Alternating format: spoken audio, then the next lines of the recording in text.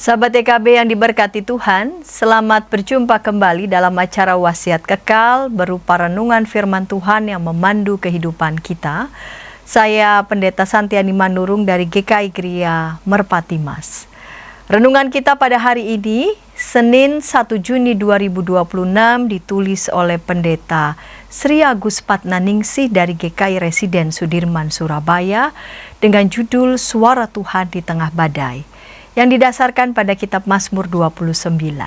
Dan nas yang akan menjadi pusat perenungan kita adalah Mazmur 29 ayat 4. Sebelum membaca Alkitab dan merenungkan firman Tuhan, mari kita berdoa. Tuhan Allah kami hendak membaca bagian dari Alkitab dan merenungkan firman-Mu. Bapa, kiranya bimbing dan pimpin kami. Dalam Yesus kami berdoa. Amin.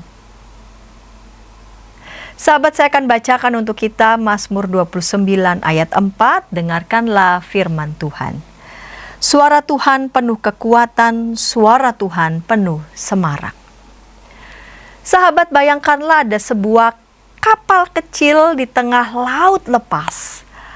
Awan gelap menutup langit, ombak mengamuk, petir menyambar, dan angin menerjang keras. Para pelaut menjadi panik, berusaha bertahan. Namun di tengah kekacauan itu, kapten berdiri tenang. Ia mendengar suara dari radio, sebuah panduan dari menara kendali yang memberi arah dan harapan. Demikian juga hidup kita. Di tengah badai, suara Tuhan menjadi panduan yang menenangkan.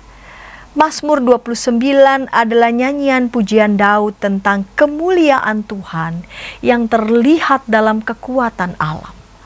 Ayat 4 menyatakan suara Tuhan penuh kekuatan, suara Tuhan penuh semarak. Dalam konteks Israel kuno, badai dilihat sebagai manifestasi kuasa ilahi. Tuhan bukan hanya pencipta, tetapi hadir dalam gejolak ciptaan, menyatakan kemuliaannya bahkan melalui badai. Tuhan tidak berdiam dalam badai. Ia bersuara kuat, penuh wibawa, juga menguatkan dan meneguhkan. Suara Tuhan mengalahkan kegaduhan dunia dan mengarahkan kita pada damai Tuhan yang sejati. Sahabat, marilah kita terus mengimani bahwa di tengah badai, suara Tuhan tidak membentak ketakutan kita. Ia menenangkan jiwa yang percaya. Ketika hidup terasa bergolak oleh tekanan, kehilangan atau kepastian, carilah suara Tuhan. Bukalah Alkitab, berdoalah dan dengarkan suara Tuhan. Jangan lari dari badai, karena justru di sanalah Tuhan hendak mengajar dan menyatakan kuasa-Nya. Serahkanlah diri kepada Tuhan, ikutilah suaranya. Mari kita berdoa. Kadangkala ya Bapa, kami hendak lari ketika kami menghadapi kegaduhan dan badai. Kami ingin lari karena kami tidak ingin mendengarkan kegaduhan itu. Namun justru dikala kami lari, kekuatan badai itu makin kuat mengejar kami, menghantam kami. Justru dengan kami tetap tinggal di tengah badai, tetap tenang hening, mendengarkan Tuhan, tidak dikalahkan oleh ketakutan, maka disitulah suara Tuhan menenangkan kami.